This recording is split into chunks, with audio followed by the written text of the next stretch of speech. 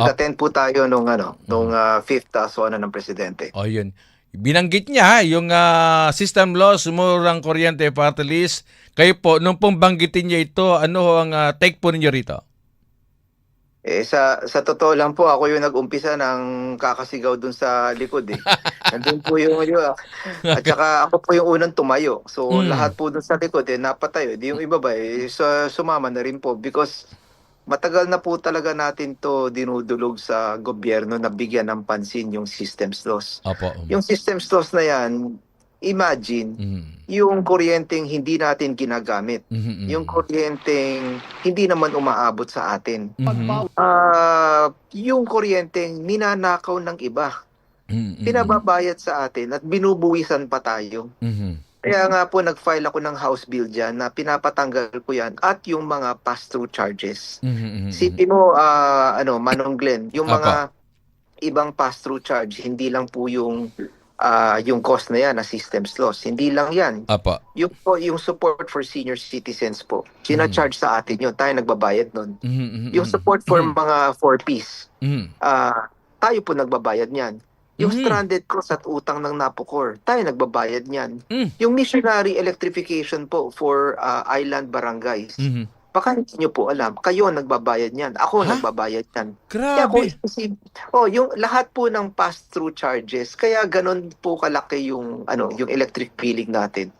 Dahil ang dami-dami nating binabayaran na hindi naman dapat estado ang magbayad, hindi tayo. Hindi Oo. man lang tinanong yung permiso mo, Glenn. O Hindi kung ba tinanong sa iyo kung pumapayag ka na makaltasan ka for missionary electrification, yung mhm. JEA-all, yung green energy auction, yung FIT-all, yung feed-in tariff allowance for solar and renewable energy. Hmm. Baka hindi nyo po alam. Yung Hindi talaga subsidy doon, namin alam. Hindi kayo po namin alam nagbabayad yan. doon. Kasi di kami binigyan ng permiso, hindi inilahad sa amin yan. Hindi nga po. Kaya nung sinabi ng presidente, I'm asking the support of Congress to please amend the Oo. IPIRA law. Sabi ko nga I was pounding on my table, Boss Glenn. Sabi ko, Opo. yan, tama. Pinalakpakan ko siya. Mhm. Tumayo po ako dahil finally, dahil nung nag-hearing kami ng January, February, March, ayaw kaming pakinggan. Mhm, mhm. Nag-marathon hearing kami. Hinihingi namin doon. Ayaw ibigay ng gobyerno. Pero ngayon, nagsalita na yung presidente. Well, finally, may fighting chance tayo na siguro by very soon, we will pass those laws to remove those additional pass-through charges and systems loss charges. Mhm. So binanggit niya to kahapon. So ano ang first step na gagawin natin? Yun ba ay sa susunod bang mga billing natin sa kuryente? Mararamdaman na natin yun. Oh, so okay, binanggit ng Pangulo, ano ang Binanggit niya po. gagawin ng Kongreso, mismo ng Kongreso regarding dito? Ano ba ito? Immediately So, na yung kapag binanggit ng Pangulo, gagawin o ano pa siguro, paano pa proseso ko?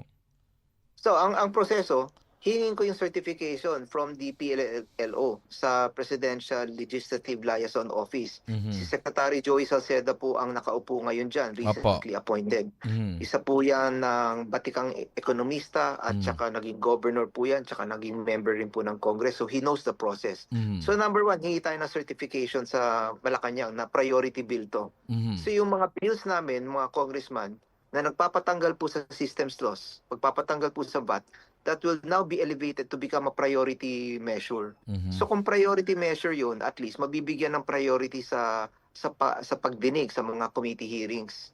So Mhm. hopefully, habang umuusad yan dito sa lower house, yung counterpart bill neto sa Senado, uusad rin. So mapapabilis yan. Hopefully before Christmas or first quarter ng next year, Mhm. um, that will become law. At pag Mhm. naging batas yan, at least pwede na po natin ipatanggal yan sa billing ng taong bayan. Mm, mm. Kapag Pero it will take time. It opo, will take time, Boss Glenn. Hindi opo, natin opo. sinasabi na by tomorrow Ah, tatanggalin po yan. oo. Susunod tayo sa proposal, kaya sa proseso kasi gagawin po kung batas yan. Mhm, mhm. So kapag ito'y yung pinapakita natin is step 1, okay, 'di ba? Sabi nga pupunta kayo kay Secretary Joey Salceda. So kapag doon, saang committee dadaan ito? Siyempre sa may anong committee po lahat ang pagdadaanan nito, Kong? Sa Mother Committee po sa Energy. Energy, okay. And then Oh. pagkatapos pa dito, iakyat mo ba ito sa Senado? Doon sa Since counterpart? May counterpart bill po ang mga senators. So Oho. sila po magpa-file doon. Tapos dadaan din po doon sa Energy Committee. Now since hindi naman tayo humihingi ng pondo, so hindi na po pupunta sa appropriations. Mm. So hopefully, kung sa Energy Committee lang, amendment lang po ng IPIRA, baka Mm. doon lang po, pwede na yun. Pwede I-amend na. na yung IPIRA. Done Op. na. Tapos Mhm. patatanggal po yun. Then yung batas po yun, gagawin po natin basehan yun. Ipatanggal po yun doon sa mga electric billing ng taong bayan. Okay.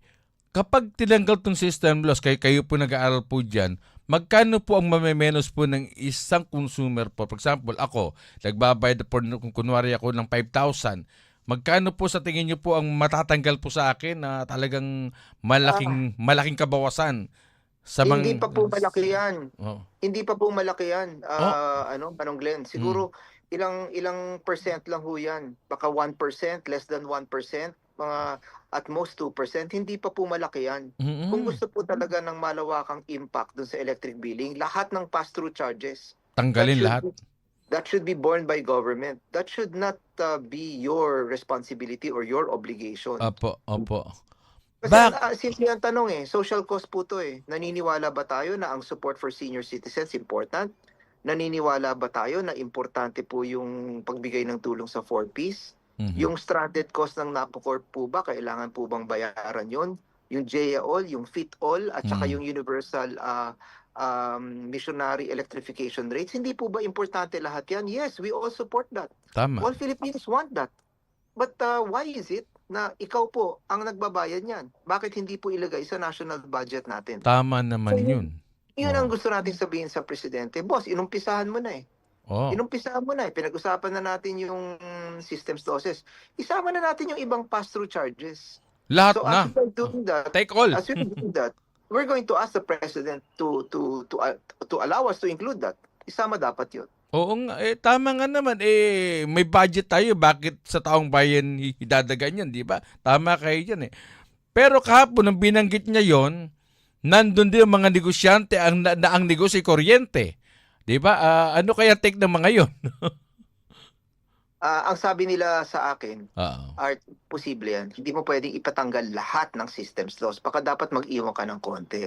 Ako naman, bukas naman ang ating isipan sa ganyang bagay. No? Let us Mm-mm. study it. Mm. Pero hindi po pwede yung mandated na 8% systems loss, mandated na 12% systems loss. Kasi sa probinsya po, minsan 15 to 12%. Dito sa Manila, bumababa ng hanggang 8%.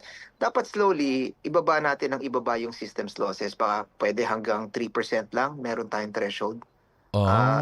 We accept the science of it. Yeah, there is Mm. really a science in the transmission of energy na hindi natin kayang makonsumo yung entire 100% na pinoproduce ng electric generating plant. But Mm. even then, there must be a cap. Di ba pwedeng pabayaan natin umakit ng 8, 10, 12, 15. So Tama. papabayaan natin, di ba? Aha. So yung pag-amyenda do sa EPIRA law, kapag panamyendahan, mababago lahat ng sistema ng bayarin natin sa kuryente, Kong?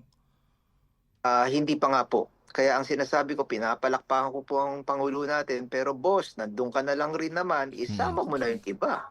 Tama, Diba? ano? Isama mo na yung iba. Dahil nandun ka na You've already crossed the threshold Oo. Yung iba, hirap na hirap nating kilalanin kung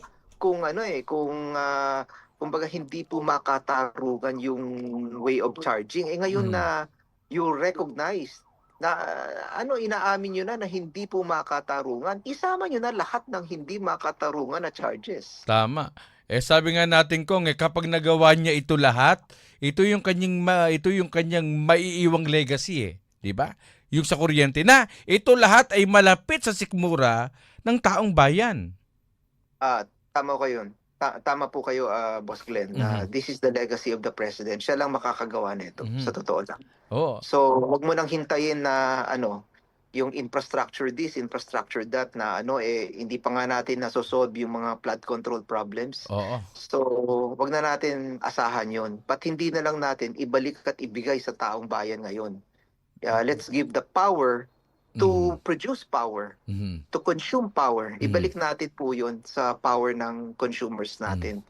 At syempre, yung issue rin po sa pahiramin na lang po natin yung taong bayan so that they will borrow their own solar power for their own solar power needs. Tama. Ang SSS po, 40 million members, ba't hindi nyo po pahiramin yun? Yung GSIS, 3 million government members, ba't hindi nyo po sila pahiramin? Yung Tama Pag-ibig naman. po, 18 million members po sila, ba't hindi nyo po sila pahiramin nyo na lang po yung million members ninyo to produce so that they can buy their own solar power. Sila na lang. Let them buy solar power. Sila magkabit. Yung savings na yon, diretso sa bulsa nila. Dahil after 3 to 4 years, bayad na po yung system. So after 3 to 4 years, wala na. Ganansya na po lahat yon. Blessings na po yun. Ngayon, bayad tayo ng bayad, Boss Glenn, ng electric billing natin. But Oo. magbabayad tayo for life. Oo, For oo. life ang bayad natin, di ba? At Tama least pag ka. nag-solar tayo, in 3 to 4 years, bayad po yun. Oo, tama ka dun, ano? Tama, yung mga membro, alam mo, tama po yung suggestion nyo na ngayon. So, ano kayang take dito ng Pag-ibig, ng mismong SSS, ng mismong GSIS, sapagkat sa tutulang ko nga, lahat ng nakausap kong tao, ako nagtatanong din ang isa sa hinaing talaga nila yung pagtaas ng singil talaga sa kuryente. Wala pa akong narinig ngayon na bumaba ang kanyang bayad sa kuryente kung siya po ay walang solar. Ang magsasabi lang lagi na bumaba dahil meron siyang solar ngayon, natutuwa siya. Pero kung walang solar, ang sabi, naku, mataas pa rin po, tumaas ang aking bayarin sa kuryente. Ang nakakasabi lang na wala, yung nakakasabi lang na bumaba ang kuryente nila, yung may solar. Kaya tama, dapat mag-solar na tayong lahat. Kaya at least, Boss Glenn, meron na po tayong source kung saan tayo makakahiram. Dahil ang GSIS, meron siyang 3 million government employees. Aha. Meron po sila sinet aside na 500,000 na loan program. Mhm. Yung Pag-ibig po, 18 million members po yon. Meron silang 300,000 peso loan program. Mhm. Yung SSS, 40 million members po ng SSS. At I think nag-set aside sila ng 40 billion na loan program. Mhm. So which I think is a step in the right direction. So ang kailangan na lang natin is to continue supporting these agencies and in a way, providing them positive pressure na kailangan magpahiram sila ng magpahiram dahil kung masakit man aminin, Boss Glenn, Mhm. I don't really see na bababa pa po yung presyo ng kuryente natin the way we want it. Mhm. After 25 years po ng IPIRA, Boss Glenn, Mhm. o kayo na lang rin po ang maghusga, kayo na lang po ang magsabi, naging matagumpay ba yung 25 years na yon na Hindi. we were under the IPIRA? Kasi Wala. kung naging tagumpay yon, bakit hanggang ngayon? Oo nga Rotating brownouts is still part of our vocabulary. Hanggang ngayon, meron pa tayong mga rotating brownouts, yellow alert, red alert. Mhm. Tapos yung binabayaran natin, as you said, biglang sumisipa ng wala it's not successful. Mhm. So kung hindi rin po natin kaya, ibigay nyo na lang sa taong bayan na siya na lang bumili ng solar power niya. Tama, mas siguro ito lang naman ang siguro yung makapagpapagaan talaga sa damdamin ng marami nating kababayan. Kahit po mayayaman ngayon, dumadaing sa bayarin sa kuryente, at yung ibang mga mayaman, nakita ko kung nagpa-solar, yung buong bubong ng bayan na may mga solar na. Sabihin sila, ramdam din nila, kahit mayaman sila, yung pagtaas ng singil sa kuryente sa kanila pong mismong pamilya.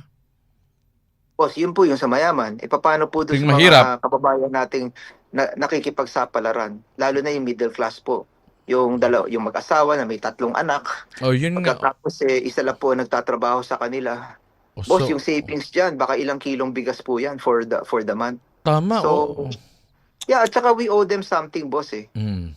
Isipin natin, Manong Glenn, yung middle class natin, yan po yung backbone na nagbabayad ng buwis. Opo. Lahat po ng ayuda na yan, saan po kinukuha yan? Doon po sa buwis na binabayad nila. Mm. Pero pag panahon na sila naman ang nangangailangan ng tulong, ano pong sagot natin sa kanila? I'm sorry, hindi po kayo qualified. Oo. Hindi po kayo qualified kasi may trabaho po kayo. Can you imagine that? Napakasakit niyan. parang, para pong ini-encourage po natin na huwag ka na lang magtrabaho, magpalista ka na lang, pumila ka na lang, kumuha ka na lang ng ayuda. Mm-mm. So we need this measure kasi gusto nating suportahan lahat ng working class Filipinos. So nagbabayad ka ng buwis, thank you. Dahil nagbabayad ka ng buwis, May pera po yung SSS, may Mhm. pera po ang GSIS, may pera po yung Pag-ibig. O dapat naman pahiramin kayo so that you can bring down your electricity cost. Hindi po Mhm. ba? Dapat Mm. ganun yun. Mm. This is our way to support you. Tama naman. Kung matanong ko lang, bakit to po itanong din po ng marami nating kababayan, bakit nakalusot yung mga bayarin ng kuryente doon sa mga binabanggit mo tayo nagsusol, ayuda, porpis, iba't iba pang bayarin, bakit lumusot ito na ipadadaan sa bayarin sa kuryente? Sino ang nagpalusot nito na walang kamalay-malay ang isang Juan de la Cruz? Kinuha po yan ng Energy Regulatory Commission Yes. sa batas. Mm, So, ininterpret po ng ERC mm, yung provisions po ng IPIRA that way. So, mm, hindi nga po tama yung interpretation na yun. And mm, this amendment to the law is going to be very clear na hindi pwedeng gawin yon. But yun na nga po mga kapatid, ang mm, pinapatanggal pa lang ng presidente ngayon ay yung systems laws. At mm. sinasabi ko, maliit lang po ang impact niyan. Kailangan lahat po ng Lahat na. pass-through charges, isama natin yan. Tama. You cannot, Isabihin, nung ginawa ng ERC ito, hindi dumaan sa Kongreso. Kumbaga doon lang sa Imperial Law, doon sila nagbatay. parang nasa implementing rules and regulations na po. Doon ho dinaan sa IRR. So meron po tayong Ah. palang istruktura po tayo ng batas and then ininterpret po yun na pwedeng isama to, pwedeng ipasok yan. Ah. Ganon sa implementing rules and regulations na po yung laro doon. Mm. So, ang kinuhanan talaga ng pondo, yung mga mahihirap nating kababayang halos. Kaya ito ngayon ang pinagtataka ng marami. Buti at nabubulgar nyo po ito kasi baka iba nating kababayan, baka nagtataka sila, bakit naman nagtitipid na ako eh? Nagtitipid na ako sa kuryente pero bakit malaki pa rin? Di ba? Yun pala. Pero parang may doon sa mga balita na yun, mukhang itatanggi pa ng mga electric company na hindi doon kinukuha yung porpoise hindi kinukuha doon yung mismong ayuda. Mukhang meron pa silang pagtanggi rito kong. Yeah mo, Boss Glenn, actually, meron pa tayong dapat i-discuss, yung bill deposit na O yung, charge ngayon. oh, May bill deposit ngayon na charge. And if you have another 1 hour in your show, ipapaliwanag ko po yun. ay sa susunod kong, iano Kaya natin yung nga, kung para mas maganda yung mismong bill deposit. Kasi limiin natin dito, kumbaga himay-himayin natin dito, yung mga hihimayin po natin lahat yan. yung mga nangyayaring ito, 'di ba? Kasi nakakalungkot isipin na talaga na dito sa Southeast Asia, tayo lang pinakamalaking single sa kuryente eh. Kaya sabi Opo. nga natin, kung at ito tanong ko sa'yo, hindi ba kaya ng gobyerno na isubsidize sa talagang kuryente ito? Kaya ito ay ibinigay sa mga pribadong kumpanya? Yun nga po kailangan pag-usapan. Oo. Bakit po nakapag-set aside tayo ng flood control na hundreds of billions? Oo nga, ano. Pero ito hindi natin mabigyan ng support. Ito Mm. diretso sa bulsa po. Diretso po to sa bulsa.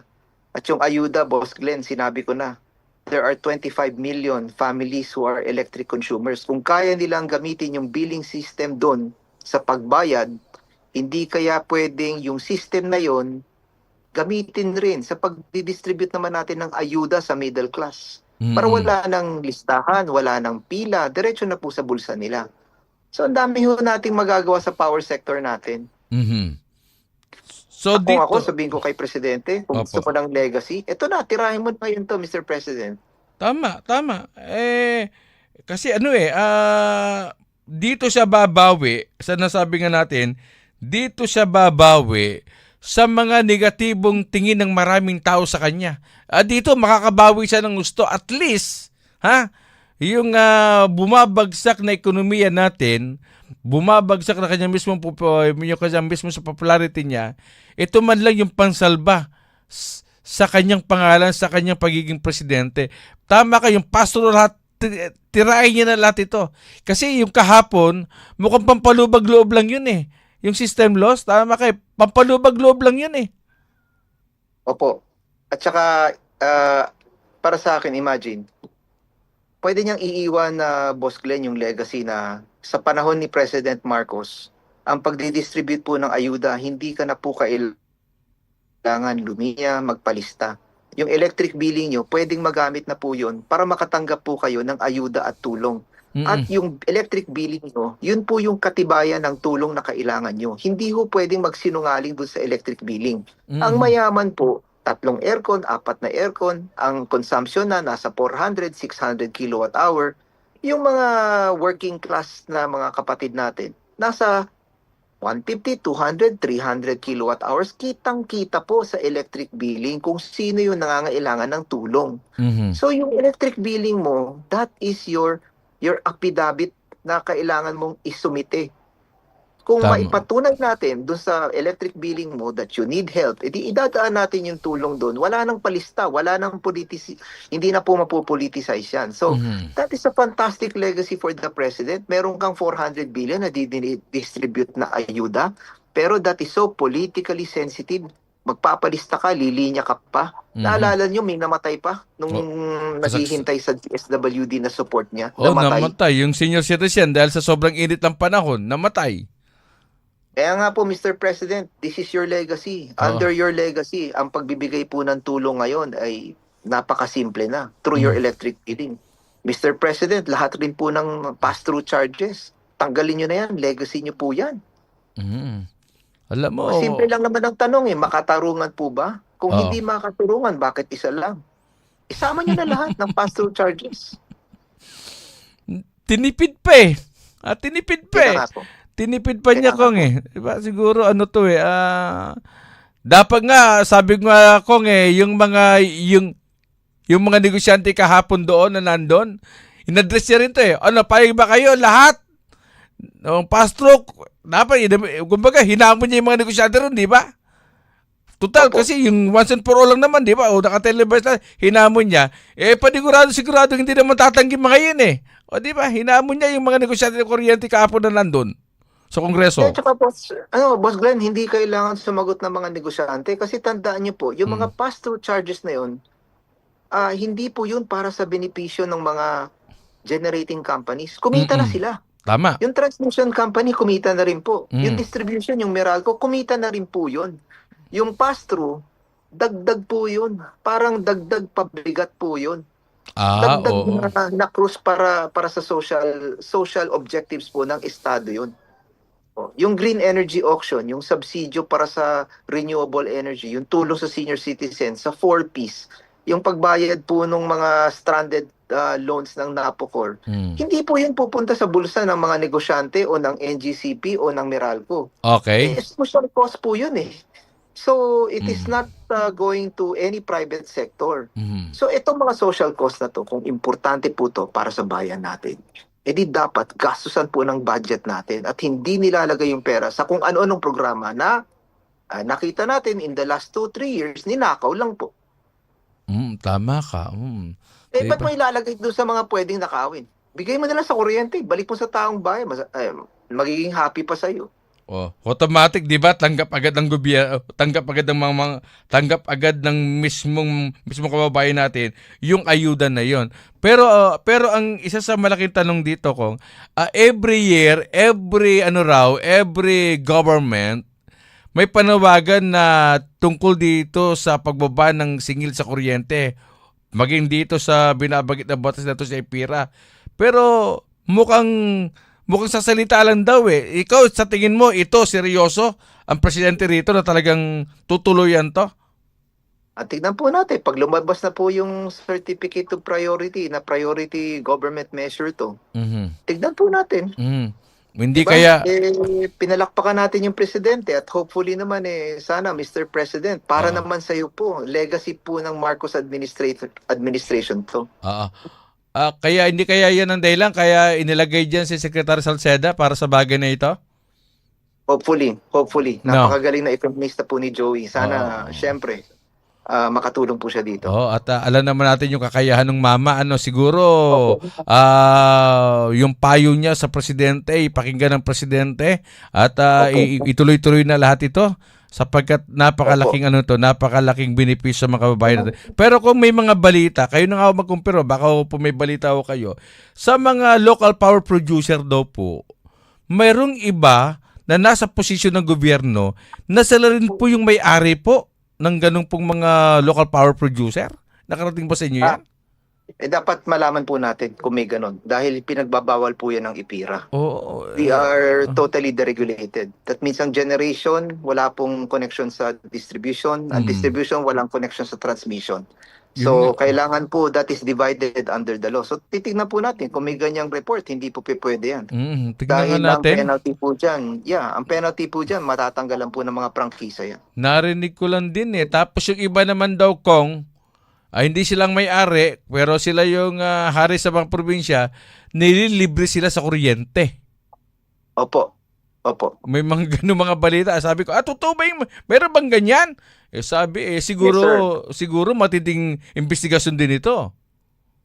Opo.